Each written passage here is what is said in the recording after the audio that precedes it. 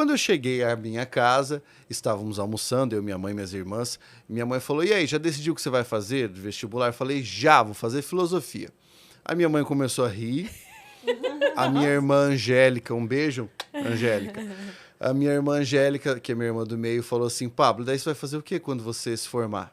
Você vai sentar escorado numa árvore e vai pensar? Ah, olha só. É isso que você vai fazer? Porque quando você vem de uma família pobre, qual é a grande preocupação que você tem com a faculdade? O que você vai fazer depois? Sim, né? Tem Né? algo que vai te dar um sustento, né? Que vai... Que, na verdade, assim, falando claramente, é o grande problema da educação brasileira, formar peões, né? Você estuda para ser peão, você não estuda para pensar, para ser um ser livre, para ter criticidade, nada. Você estuda para o mercado de trabalho, basicamente isso. Como aquele clipe do Pink Floyd lá, que o pessoal vai caindo no moedor de carne. É mais ou menos isso. E aí, todo mundo deu risada, eu falei, tá, tô passando aqui de otário. Então, eu tive uma ideia. Como eu gostava muito de ler, eu gostava muito de escrever, eu pensei, talvez letras. Porque o meu sonho era fazer física.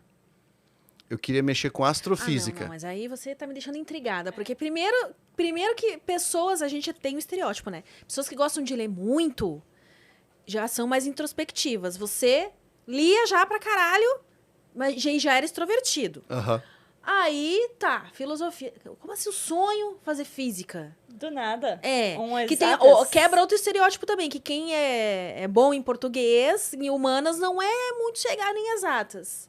Esse estereótipo, ele se revela verdadeiro em várias partes do próprio curso de letras. Várias partes do curso de letras. Eu me lembro de que uma vez o meu professor, que foi o meu orientador de doutorado, entrou na sala e deu uma aula sobre gramática categorial. A gramática categorial é uma espécie de junção entre matemática, linguagem de programação e gramática. E ele explicou isso e a galera, no cérebro cara... só de tentar imaginar. Isso é outro planeta, é outro mundo, esse tipo de coisa. Eu acho isso legal, porque eu gostava de física, eu achava isso muito interessante, eu queria mexer com astrofísica. Mas como não havia próximo de mim um curso dessa natureza, eu teria que ir para o Rio Grande do Sul, por exemplo, para poder fazer, eu precisava trabalhar. Você queria fazer física ou astrofísica, Eu especificamente? queria começar na física, para eu poder fazer um mestrado em astrofísica. Tinha no Rio Grande do Sul, é? Tinha. Mas e por que era tão ruim assim pra você? Não era possível ir pro Rio Grande do Sul? Porque na época eu teria que me mudar para lá e ter que arrumar um emprego lá.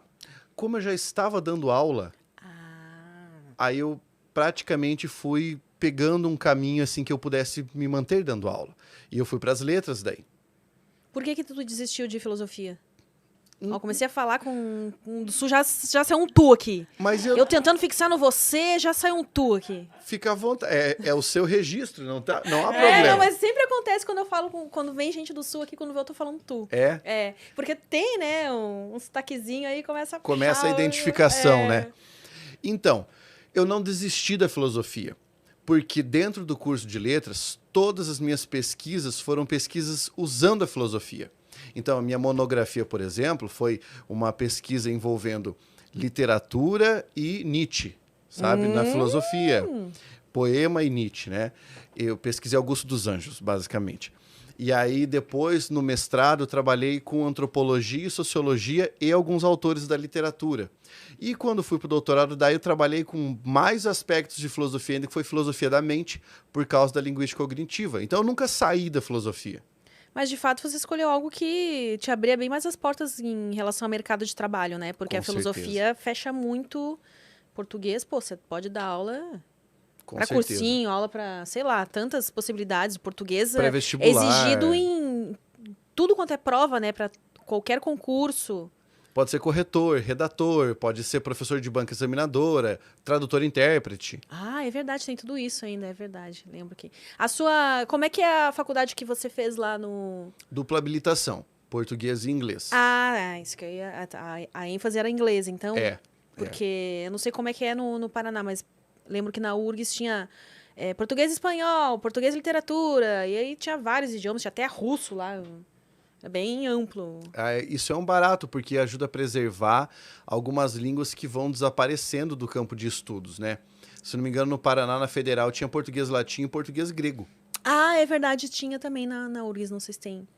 Cheguei a estudar um pouquinho de latim, assim, E é muito legal, é muito interessante, né? Eu já me esqueci tudo agora, mas eu lembro, assim, as línguas latinas eu sempre achei muito lindas, assim, tanto é que a minha ênfase eu tinha escolhido espanhol. Agora, atualmente, que eu gosto bastante de inglês, na época da escola mesmo, eu não gostava de inglês porque eu não entendia, mas eu acho que a didática não era muito boa de quem me passava. Isso e aí, depois, ouvindo música, Netflix, nossa, a Netflix me ensinou muito inglês. Eu entendo muita coisa de inglês hoje, de tanto ver série e filme legendado. É a técnica de imersão, né? Você aprende uma língua se você estiver imerso na língua. E quanto mais você estiver, mais fácil fica. Você começa a se acostumar um pouco mais com a fonética, né? Vai pegando uma palavra ou outra ali. É a melhor técnica que você pode utilizar. É verdade.